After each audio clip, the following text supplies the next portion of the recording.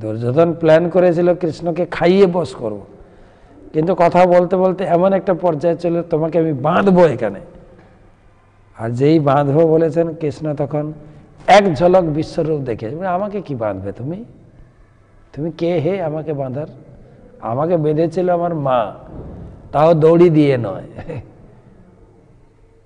ভক্তি দিয়ে, ভক্তিবদ্ধম চিত কইব দামোদরং ভক্তিবদ্ধম। তুমি কি বাঁধ? আর তার সেখানে থাকলো সেই রাজভোগ, 56 ভোগ ছেড়ে দিয়ে ভগবান বেরিয়ে গেলেন। আর সেখানে ধৃতরাষ্ট্র মহারাজ তিনি মহামন্ত্রী বিদুরকে ডেকে নিলেন। ভগবান তখন চলে গেছেন। ভগবান যেতে যেতে বিদুরের ঘরে প্রবেশ করছেন। বিদুর ছিলেন না, বিদুরের স্ত্রী ছিলেন। ঘরে দেখেই, ভগবান কৃষ্ণকে দেখেই বিদুরের স্ত্রী সে অত্যাশ্চর্য হয়ে গেছেন যে এটা কি করে সম্ভব, কৃষ্ণ কি আমার বাড়িতে সত্যি এসছে। তিনি বিশ্বাস করে উঠতে পারছিলেন যে এটা সত্য কথা। হাঁ করে তাকিয়েছেন ভগবান কৃষ্ণের মুখের দিকে। কৃষ্ণ বলছেন মুচকি হেসে, আন্টি। আর যে আন্টি বলেছে তখন আন্টি তুমি আমাকে বসতে দেবে না। তিনি বিভোর হয়ে গেছেন, কাঠপুতুল হয়ে গেছেন, এত আনন্দ, এত আনন্দ। আমি একই দেখছি, আমাকে বসতে দাও। হ্যাঁ হ্যাঁ তোমাকে আমি বসতে দেবো। তো বসাতে গিয়ে কটা জায়গায় ঘুরিয়েছেন মানে কোথায় বসাবেন, কত উন্নত জায়গায় বসাবেন, মুখ দিয়ে ফু দিয়ে পরিষ্কার করে তুমি এইখানে বসো, না না না এই জায়গাটা ভালো না, আবার এক জায়গায়, আবার এক জায়গায়, আবার এক জায়গায়, কত উন্নত জায়গায় প্রদান করা যায় এই চিন্তা করে করে বসিয়ে আর হাত জোড় করে বসে আছে। কৃষ্ণ তুমি আমার বাড়িতে এসছো? বলছে হ্যাঁ আন্টি। তুমি বিশ্বাস করছো না? না আমি স্বপ্ন দেখছি, আমি ভাবতেই পারিনি। আর ঝরঝর করে আনন্দ অশ্রু বইছে, ভগবানের রূপ উপভোগ করে। বলছে আন্টি আমাকে খাওয়াবে না? হ্যাঁ হ্যাঁ কি খাও? ঘরে খুঁজছেন কি খাও। ঘরে ছিল এক ফালি কলা। কলা নিয়ে এসে কলা ছাড়াচ্ছেন কি ছাড়াচ্ছেন খেয়াল নেই। কৃষ্ণের মুখমণ্ডল দর্শন করে মুখমণ্ডল পান করছেন বিভোর হয়ে, হা হা মরি মরি, কি সুন্দর অপরূপ দৃশ্য। এই করতে করতে ডান হাতে বাম হাতে কলার ফালিটা ধরে আছে, ডান হাতে ছাড়াচ্ছেন, কৃষ্ণকে খাওয়াচ্ছেন। আর ছাড়াতে গিয়ে কলা পড়ে যাচ্ছে, ছিবড়া খাওয়াচ্ছেন। এই হচ্ছে ভাবের আবেশ। আর কৃষ্ণ সে ছিবড়া খাচ্ছেন, তিনিও আন্টির মুখের দিকে তাকিয়ে ছিবড়া। আন্টি কি তোমার ভাব, তুমি কি খাওয়াচ্ছ আমাকে? খাওয়াতেই আছেন, খাওয়াতে আনন্দের সে কি দৃশ্য। আর বিদুর মহামতি তিনি এসে পৌঁছে গেছেন। তিনি দেখছেন আর হে একই শুটিং চলছে, কৃষ্ণকে ছিবড়া খাওয়াচ্ছে কলা ফেলে দিয়ে। বিদুর হাহাকার করে ঢুকে গেলেন, হায় হায় হায় এ তুমি কি করছো? কলা ফেলে দিয়ে ছিবড়া খাচ্ছে। তখন আন্টি, হ্যাঁ কি হলো, হ্যাঁ আমি কি ভুল করলাম? কৃষ্ণ বলছেন আন্টি তোমার কোনো ভুল নাই।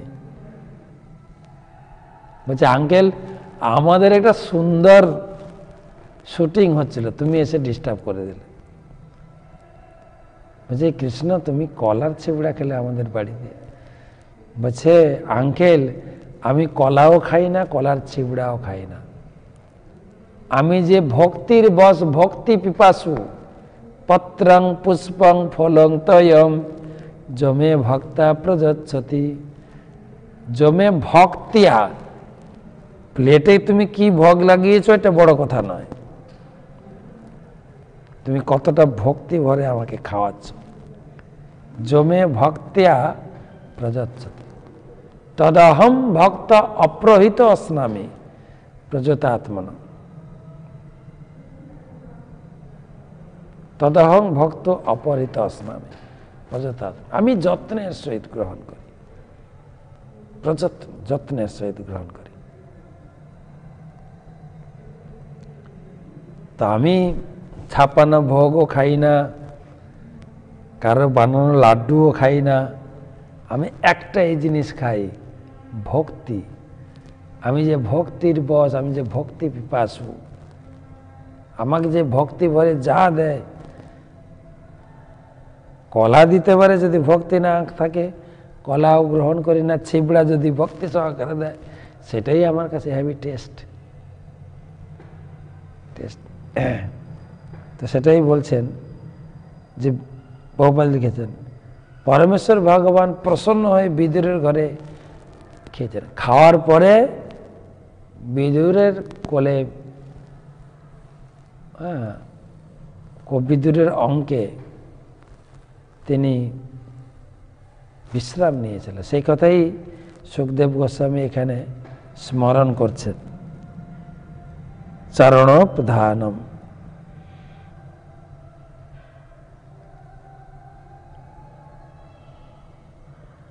আর সেই বিদুর যখন সেই ভগবানের কথা আর ভগবানের কথা ভক্তের কথা শুনতে চাইছেন, যে ভগবানকে চোখে কতবার দর্শন করেছেন, ভগবানের সঙ্গ করেছেন, ভগবানকে নিজে হাতে সেবা করেছেন, ভগবানকে নিজের গৃহে আপ্যায়ন করেছেন, সেই বিদুর কত উন্নত। অর্থাৎ একটা জিনিস এখানে প্রকাশিত, ভাগবত কথা শোনার প্রতি আগ্রহ তখন জন্মাবে যখন সে উন্নত হবে। সেই পর্যায়ে না পৌঁছালে ভগবানের কথা অতটা আনন্দদায়ক হয় না। আমরা এখন ভক্তি জগতে খাওয়া পড়া আনন্দে থাকি, কিন্তু ভক্তির আনন্দ আস্বাদন পাচ্ছি কোথায়? ভক্তের লক্ষণ হচ্ছে শতাং প্রসঙ্গাত মম বীর্য সংবিদ ভবন্তি হিত কর্ণ রসায়ন কথা। ভগবানের কথা শুনতে শুনতে তখন তার কর্ণ আর হৃদয় আনন্দে পরিপ্লুত হবে, তখন সে ভক্তি করছে। তার ভক্তির শ্রেষ্ঠতা তখন। তো সেটাই এখানে বর্ণনা করা হচ্ছে।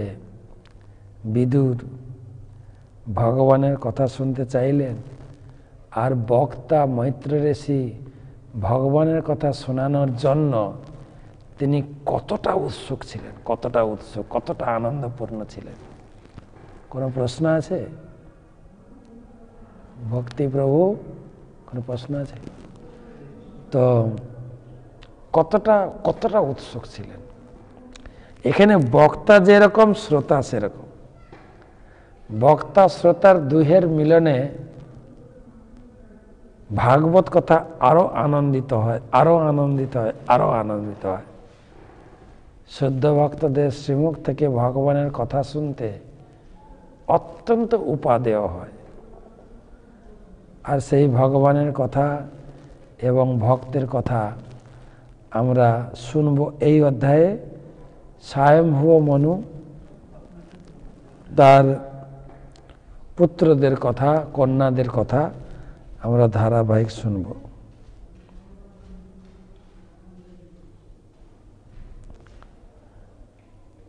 একটা প্রশ্ন এসেছে, আমি এই পর্যন্ত আজকে আলোচনা করব, কয়েকটা প্রশ্ন নেব। একটা প্রশ্ন এসছে গোবিন্দ পট্টনায়ক, আন্দুলিয়া, সবং, পশ্চিম মেদিনীপুর থেকে।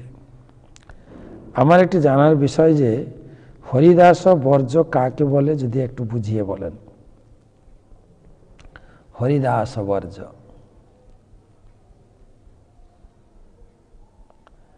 বর্জ্য মানে শ্রেষ্ঠ।